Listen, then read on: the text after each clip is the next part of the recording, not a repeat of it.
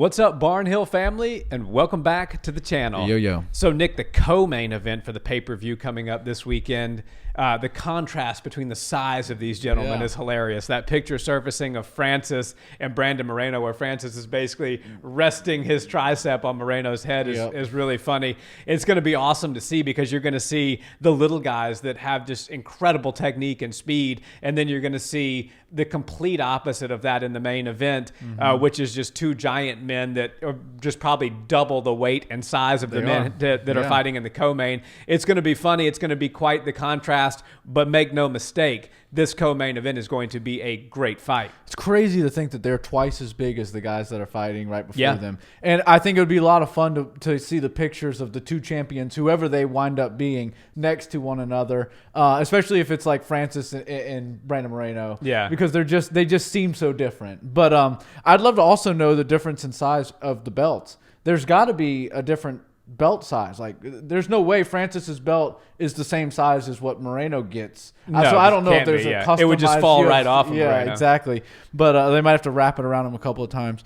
But no, this is an awesome fight. And while there is a ton of technique that's going to be displayed in the heavyweight match, this fight is absolutely going to be one of the most high-paced, fast-paced, crazy, wild, amazing striking, amazing grappling, well-rounded mixed martial arts combats that we've ever seen. Just think of the last two times they fought. I remember the first one was wild, and the fact that it was just going round after round after round was really, really fun. And the second one, I think that Deiveson Figueiredo maybe just he didn't quite check in mentally. And I think he might have underestimated Brandon Moreno in that second fight. I think so. Because he might have felt some things in the first one, and then he underestimated him. I don't think he's going to underestimate him this time. I think he's coming in with a chip on his shoulder, ready to get that belt back. You know, he likes to consider himself the bad boy, the bad guy of the 125ers, and he plays it pretty well. I'd love to see him in there defending that belt more and more. I feel like he's a great character, but you cannot help but love Brandon Moreno, not only as a champ, but just now he's working the desk. He's become a major star. And when you watch him enter a room, or the UFC pans over to him and sitting octagon side, everybody just screams and loves him. So he's one of those guys that's authentically himself, who's got a major fan base now because he's not trying to be Connor 2.0. He's not trying to be Chael Sonnen. He's not trying to be anybody but himself, and people really love that, and they can feel it. It's genuine. And, God, this is such a fun fight because the two guys seem so different, and we've seen it a couple of times, and I feel like every time they get in the octagon against each other, it's going to be a completely different fight. Yeah, and I think this is going to be no different. This is going to be totally different than the first two fights. And who knows, these guys may end up fighting 4 times before all is said and done here. I think these are the two best guys in the division. Obviously, Askar Askarov is going to take on Kai Kara France. The winner of that is certainly going to squarely cement themselves as the #1 contender and will likely fight the winner of this fight. But listen, I just think there's something to be said for momentum, and Brandon Moreno just has a ton of momentum right now. His star is growing. He's likable. As you said, he's working the analyst desk, which as few spots as there are on the UFC roster, there's even fewer spots on the analyst roster, and he has secured one for himself on the ESPN Deportes, the Spanish version of the broadcast. He does an amazing job, by the way. My Spanish is okay, so sometimes I listen to that and challenge myself. But he is a star in the sport. He's working with Canelo on his boxing. There is no better team to work with regards to boxing than Team Canelo right now. They're doing it better than anybody in the world.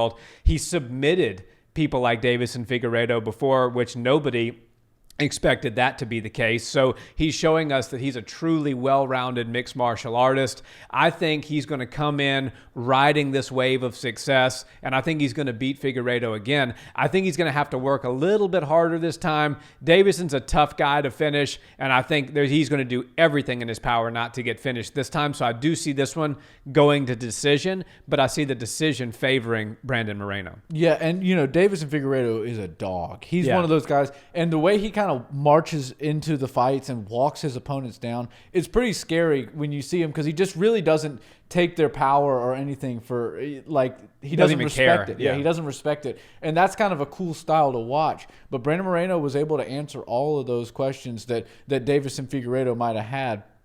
and then some, right? So he looked really good in that second fight, and he did seize the moment, but it did sort of feel, and not because of the size, but the magnitude of and just the personalities, felt like a David versus Goliath type of situation. It felt like Deiveson was this guy that was just going to come in there and mollywop him, and it didn't happen. Moreno was able to overcome, and it felt to me like the world was shocked by that, and including Brandon Moreno. I think he was a little bit shocked.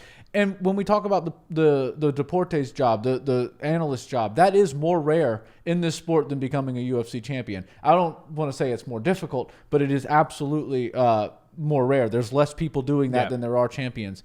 And I really, really have to look at that situation as a pros versus cons. Yes, the pros are, your name's getting out there. You're becoming a bigger star. You're learning a lot. You're watching fights over and over and over again. You're probably watching. They usually have 11 to 15 fights on every night. So you're watching all these fights. You're covering them all, and that means you have to be like John Anik and Dominic Cruz. These guys that watch the fights and they lead up to the fight with all the other fights that fighter's had in the past. And so he's watching tons of fights, watching tons of film. He's probably getting really good with his fight IQ, even more so than he was before. But the cons are you have to travel all the time. So when he was probably likely training Saturday night, Saturday morning, Saturday evening, resting a little bit on Sundays, and maybe doing a run or some cardio or road work or something like that, he's now getting on a plane and flying wherever he needs to go. If it's Vegas, he moves there now. So he's good on the Vegas end. But if he's got to go bounce around from Houston or go to Florida or do anything like that, then he's now taking days off of his schedule, where Deiveson Figueiredo is not on the commentary desk. He's not doing any of that stuff. He's been in the gym grinding, and you know how that guy is. He's one of those fellas that's going to continue to grind all the way through. He probably overtrains. He seems like the type to me that would overtrain. And I don't know if that's a bad thing. Whenever you hear a fighter say, "I've been training smarter, not harder," Watch out! Don't bet on that guy, because you don't want somebody who's been like, oh, I don't go near as hard in the gym anymore, but I'm going really smart. That person's just getting they see the window closing and they're totally okay with it. Yeah. When you have somebody who's a dog and in there every day, and the coaches have to kick them out. Hamzat Chimaev, Islam Makhachev, Deiveson Figueiredo. Exactly. He fits right in with those guys. So I think that he's going to come in there with looking to get his belt back. He's going to come in and really try to make a statement and try to get that fourth fight. I think the fourth fight makes a lot of sense if he's able to get this victory now, because it makes it where we need a rubber match. Right. And it basically takes that first one and throws it out. So I'm going to go with Deiveson Figueiredo on this fight. My prediction is that he's able to win. I kind of feel like it's going to be a decision like you were saying, but I think it's going to go in favor of Figueiredo. Yeah, like all the great Mexican boxing champions, Brandon Moreno's no different. He is super hard to finish, incredibly durable. So I do see this going to decision either way. I think Deiveson's keys to victory are big power shots and walking Moreno down. Yeah. He might have to eat a few shots in the process. He's got a pretty good chin himself, but he's got to walk Moreno down, put him against the cage, try to bully him, try to get him mentally checked out.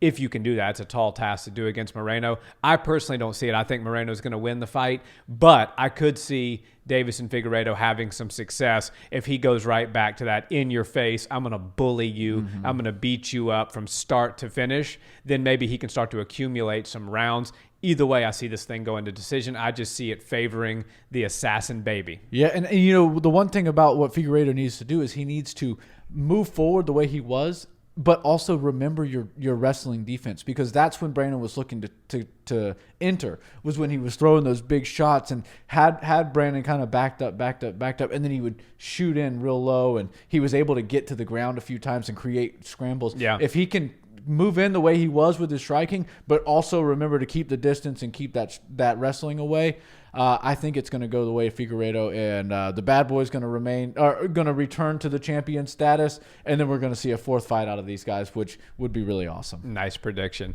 Well, guys, again, Nick and I are split. We're starting 2022 off completely split on our predictions, so you guys have to settle it for us in the comments. If you haven't liked this video already, we really appreciate a like and a subscribe to the channel as well. Until the next one, have a wonderful day. Peace.